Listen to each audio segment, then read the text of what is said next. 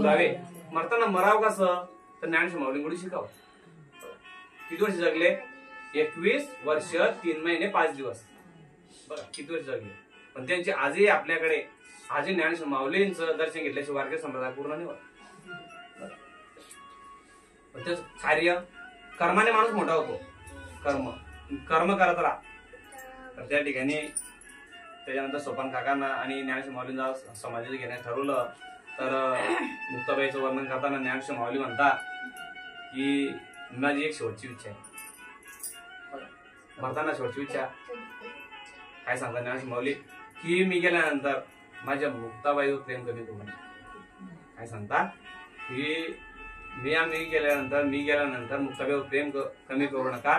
कारण माझी मुक्ताबाई निघा फार शांत आहे, बोलत नाही.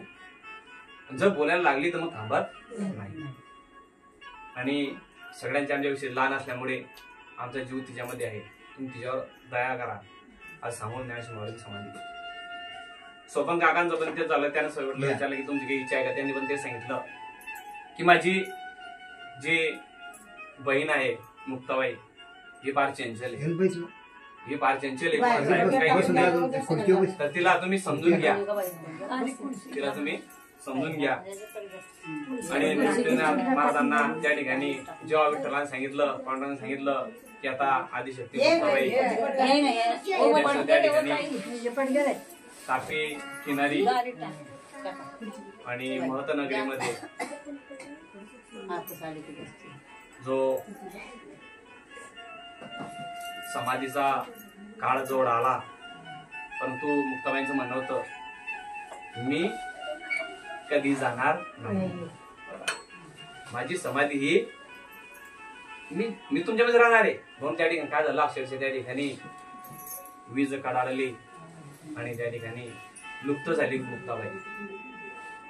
म्हणून त्या ठिकाणी त्या ना गुहा बघावी लागली ना समाधीसाठी काही साहित्य आणावं लागलं मुक्ताबाईच्या. किती साधा आणि सरळ. आणि त्याचा दुःख निवृत्तीनाथ महाराजांना नव्हतं. ते म्हणतात की माझ्या बहिणीची जी समाधी झाली त्यासाठी आम्हाला काहीच करावं लागलं नाही. कोणत्याही प्रकारचं पुष्पहार आणावं लागले नाही.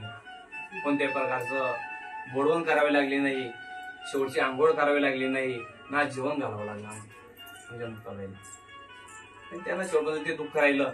आणि त्या ठिकाणी त्या दुःखामधूनच शेवटी त्र्यंबकेश्वरला त्या ठिकाणी निवृत्तीनाथ महाराज गेले आणि त्यांनी सुद्धा त्या ठिकाणी आपली समाधी ही घेतली.